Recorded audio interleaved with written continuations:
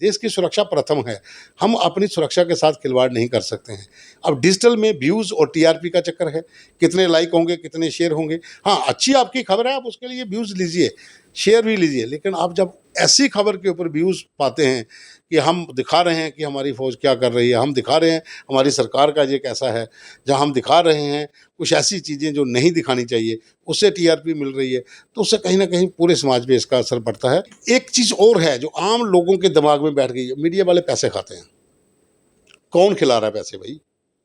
ये कुछ लोग हैं जो मीडिया के नाम पे अपना धंधा चला के सारी फ्रैटर्निटी को बदनाम कर रहे हैं, और ये मीडिया वालों को खुद आइडेंटिफाई करने चाहिए कि ऐसे लोग कौन हैं जिन्होंने मीडिया का सहारा लेकर हम लोगों को बदनाम। एक मामूली सी घटना है, सब लोगों ने चलाई, शहर के हर जर्नलिस्ट ने चलाई, हम उसमें खुद भी जिम्मेवार हैं, हमने भी चलाई। जो एक चोर पकड़ा गया था जिसकी दाढ़ी काट दी गई थी, जिसका वो उसका पूरा परिवार जो शाक में चला गया था, ठीक है उसने चोरी की है, उसके और तरीके हैं सज़ा देने के। वो वाला जो इंसिडेंट था, वो मैं मानता हूँ कि हम सब के लिए एक बहुत बड़ी गलती थी, हमें उसके ऊपर संज्ञान लेना चाहिए। दोबारा ऐसी कोई चीज़ हो तो सोचना चाहिए कि क्या हम एक व्यक्ति के पीछे उसके पूरे परिवार को कहीं बदनाम तो नहीं कर रहे। नमस्कार, आप देख रहे हैं यंग बाइट्स, मैं हूँ आपके साथ पूजा ठाकुर। आपको बता दें आज 3 मई है और आज के दिन वर्ल्ड प्रेस फ्रीडम डे के रूप में मनाया जाता है, जिसमें पत्रकारिता की जिम्मेदारी और स्वतंत्रता के रूप में जिस तरह से वो अपना कार्य करती है। तो इसी सब चर्चा के लिए हमारे साथ आज जुड़ने जा रहे हैं जो सीनियर पत्रकार हमारे साथ हैं पवन शर्मा जी, जिन्होंने 26 साल जो है इस फील्ड में दे दिए हैं और अभी भी जो है लगातार इस फील्ड में जो है वो कार्य कर रहे हैं। किस तरह का इनका सफ़र रहा है और कितना बदलाव जो आया है। जिस तरह से आज हम बात कर रहे हैं प्रेस फ्रीडम डे की, तो आज कितनी स्वतंत्रता के साथ हम जो है वो कार्य करते हैं या कोई दबाव रहता है, उस पर तमाम चर्चा हम इनसे करेंगे। सबसे पहले आपका बहुत-बहुत स्वागत है। Thank you, thank you. Pavan ji, जिस तरह से आपने कई सारे एनकाउंटर्स, कई सारे सोशल, पॉलिटिकल या और भी अन्य इवेंट्स जो है वो कवर किए हैं। आज जिस तरह से 2025 चल रहा है, तो लगभग 26 साल पहले आपने अपने जो है इस फील्ड की शुरुआत की थी। तो कितना डिफरेंस जो है मानते हैं, और फ्रीडम डे है, तो कितनी आज़ादी के साथ जो है वो कार्य किया जा रहा है, क्या चेंज है मानते हैं? देखिए, आज का जो दिन है वर्ल्ड प्रेस फ्रीडम डे, इसका हर साल एक थीम होता है। इस बार थीम है कि how to work with AI, intelligence जो है, आर्टिफिशियल इंटेलिजेंस। इसकी वजह से बहुत से काम आसान भी हो रहे हैं और बहुत से जोखिम भी हैं, और कुछ लोगों के काम भी छिन रहे हैं।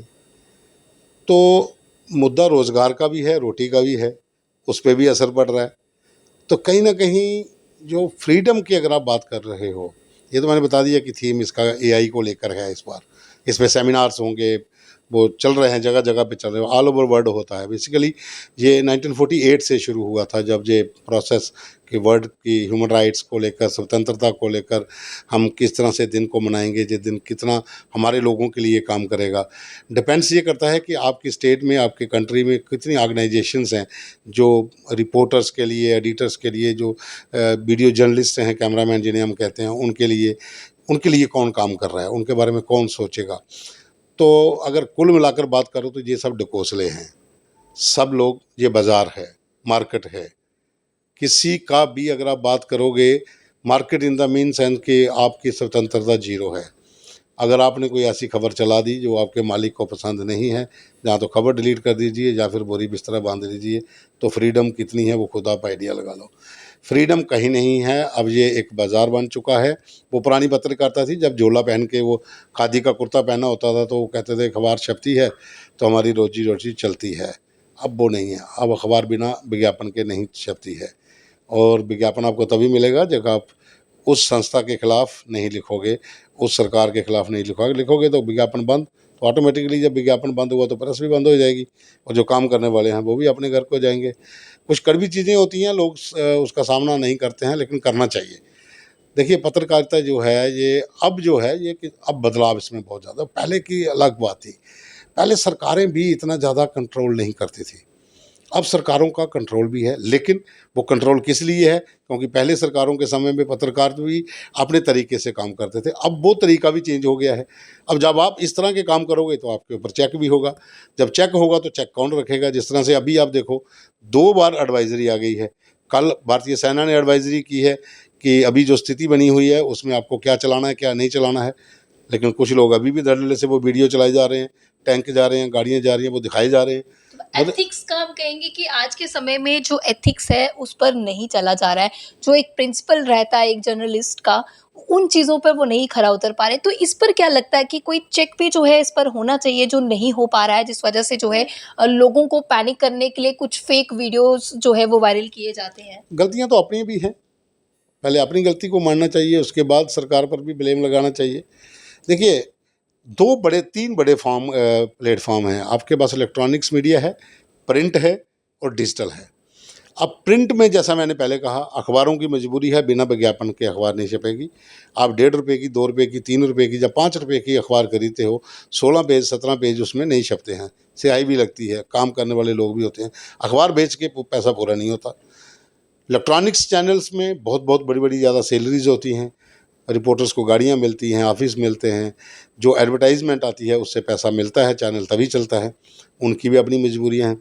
लेकिन डिजिटल जो वर्ल्ड है, ये डिजिटल आने के बाद जब आपके मोबाइल में सारी ऐप्स आ गई, आप सारी खबरें इसमें बैठ के देख रहे हो, जब से ये आ गया है सिस्टम, तब से क्या हुआ है कि हर कोई व्यक्ति जो दूर गांव में बैठा है, जहां अपने मोहल्ले में है, वो फेसबुक पेज के ऊपर माइक लोगो लेके लाइव करना शुरू हो गया है। उसने इस चीज़ को और ज़्यादा कंट्रोवर्शियल बना दिया है। अभी मैं जो बात आपसे कर रहा था मीडिया एडवाइजरी की, 9/11 हो, कारगिल हो या अक्षरधाम पर हमला हो, उस समय जो मीडिया एडवाइजरी आई थी वो कहाँ गई? अब दोबारा सरकार को सूचना प्रसारण मंत्रालय को एक एडवाइजरी जारी करनी पड़ी। वो इसलिए करनी पड़ी कि हम लोग भी अपनी जिम्मेवारियां भूल गए, हम लोग भी वो काम नहीं कर पाए जो करना चाहिए। देश की सुरक्षा प्रथम है, हम अपनी सुरक्षा के साथ खिलवाड़ नहीं कर सकते हैं। अब डिजिटल में व्यूज़ और टीआरपी का चक्कर है, कितने लाइक होंगे, कितने शेयर होंगे। हाँ, अच्छी आपकी खबर है, आप उसके लिए व्यूज़ लीजिए, शेयर भी लीजिए, लेकिन आप जब ऐसी खबर के ऊपर व्यूज़ पाते हैं कि हम दिखा रहे हैं कि हमारी फ़ौज क्या कर रही है, हम दिखा रहे हैं हमारी सरकार का ये कैसा है, जहाँ हम दिखा रहे हैं कुछ ऐसी चीज़ें जो नहीं दिखानी चाहिए, उससे टीआरपी मिल रही है, तो उससे कहीं न कहीं पूरे समाज पे इसका असर पड़ता है। और फ्रीडम जो डे है, इसके ऊपर ये तो सबको सोचना चाहिए कि आज़ादी आपको काम करने की है, आप किस तरीके से काम करते हो, आपके पीछे बैकअप जो है, आपकी जो ऑर्गेनाइजेशन है, उसका कितना सपोर्ट है, क्योंकि बिना ऑर्गेनाइजेशन के सपोर्ट के आप काम भी तो नहीं कर सकते हो। क्योंकि जो मालिक आपका अखबार चला रहा है, जहाँ डिजिटल प्लेटफॉर्म चला रहा है, जहाँ चैनल चला रहा है, उसने अपनी पॉलिसीज़ के हिसाब से काम करवाना है। तो सर, उसी अभी तक की आपकी जो पत्रकारिता का अनुभव रहा है, सबसे यादगार कौन-सा है?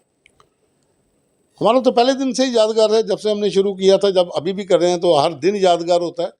इसमें कोई स्पेशलाइजेशन नहीं होती कि यादगार कौन है।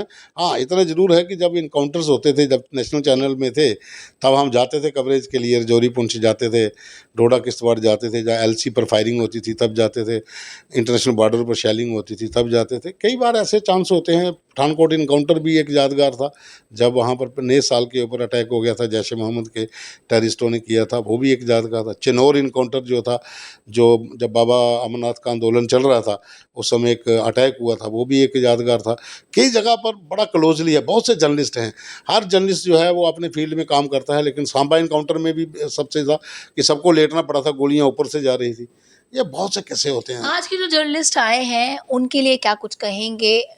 कहते हैं कि जिस तरह से जो एक जर्नलिस्ट होता है एथिक्स की, जिस तरह से मैंने पहले भी बात कही थी, तो क्या कहेंगे जो आज की जो युवा पीढ़ी आ रही है, जो डिजिटल मीडिया के साथ जुड़ी है, कहीं न कहीं जब से डिजिटल मीडिया आया तो जो लोकल लोगों की, जो दूर-दराज़ लोगों की जो शिकायतें रहती थी, ग्रीवेंस रहती थी, वो कहीं न कहीं हल हो पा रही है। हाँ, लेकिन वो है। लेकिन जिस तरह से जो फेक खबरें ला रहे हैं, जिनको एथिक्स का नहीं पता है, उनके लिए क्या कुछ कहना चाहेंगे? जिस तरह से आप अपना एनकाउंटर का अभी जो है अपनी वो साझा कर रहे हैं, जो आज की हैं, जब ऐसी चीज़ें होती हैं वहाँ पर पहुँच नहीं पाते हैं, तो क्या देखिए, कहेंगे? पहुँच नहीं पाते हैं, जहाँ वो जाना नहीं चाहते हैं, वो एक अलग मुद्दा हो सकता है। लेकिन नई पीढ़ी के लिए जितना है कि आप पढ़िए, रिसर्च करिए, कोई भी टॉपिक है, आपको पता होना चाहिए कि अगर इसके ऊपर डेली वेजर प्रोटेस्ट कर रहे हैं, तो डेली वेजर का मुद्दा क्या है, डेली वेजर कैसे अपॉइंट हुए थे, डेली वेजर किसने अपॉइंट किए थे। ये नहीं है कि आपने माइक उठाई और बोल दिया डेली वेजर है, ये है, वो सब चलता है।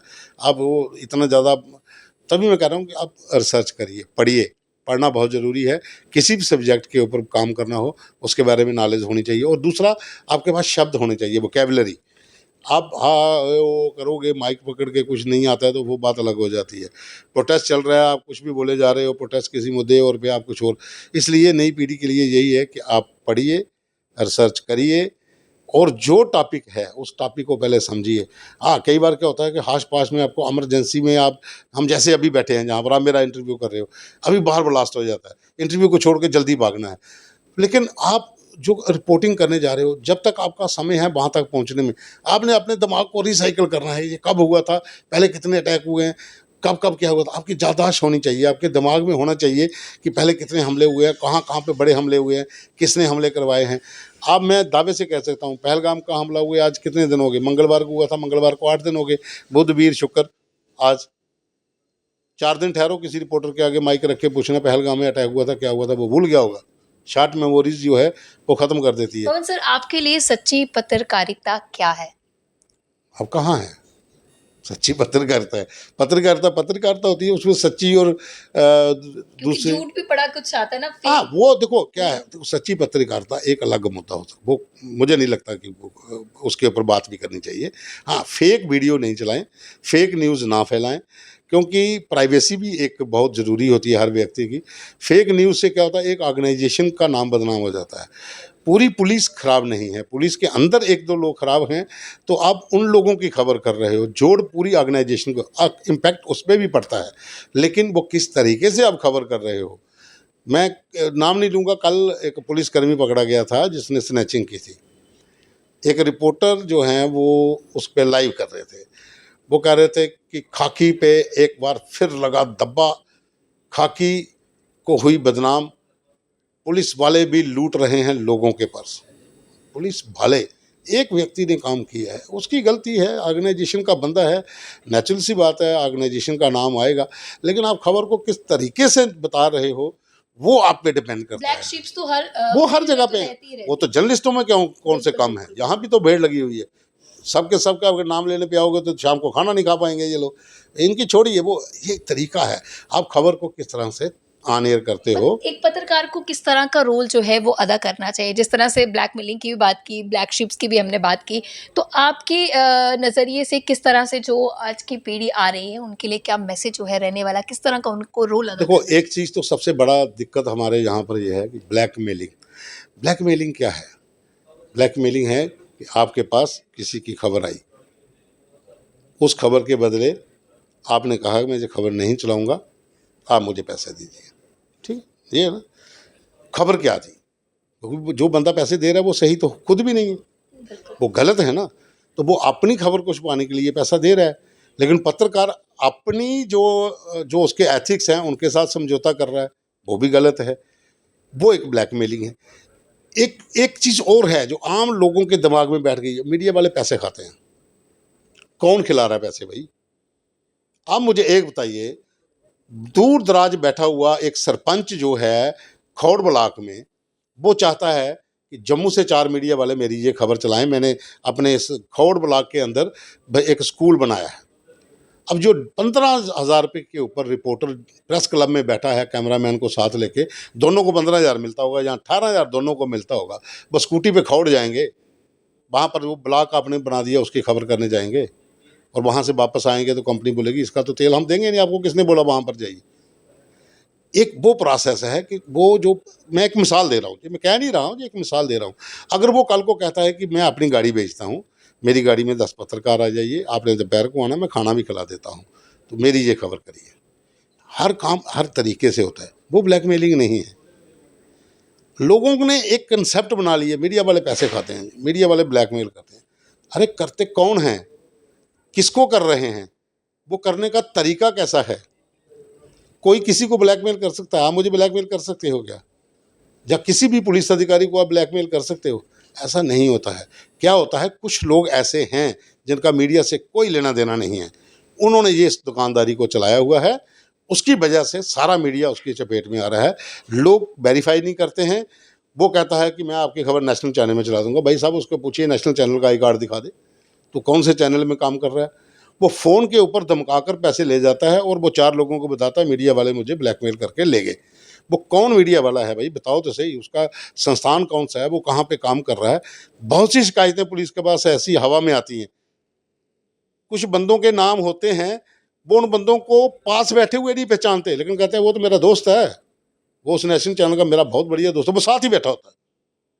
ये कुछ लोग हैं जो मीडिया के नाम पे अपना धंधा चला के सारी फैटर्निटी को बदनाम कर रहे हैं, और ये मीडिया वालों को खुद आइडेंटिफाई करने चाहिए कि ऐसे लोग कौन हैं जिन्होंने मीडिया का सहारा लेकर हम लोगों को बदनाम सर, क्या मैसेज आपकी तरफ से रहेगा? जो ही आप रिसर्च करिए, रिसर्च के बिना आप खबर मत चलाइए, पढ़िए, पढ़ना बहुत ज़रूरी है, रिसर्च करिए, और फिर आपका ज़मीर क्या कहता है कि इस खबर से ज़रूरी नहीं है कि हर खबर जो है वो आपको हीरो बना दे, और ये ज़रूरी भी नहीं है कि हर एक खबर आप ना करें।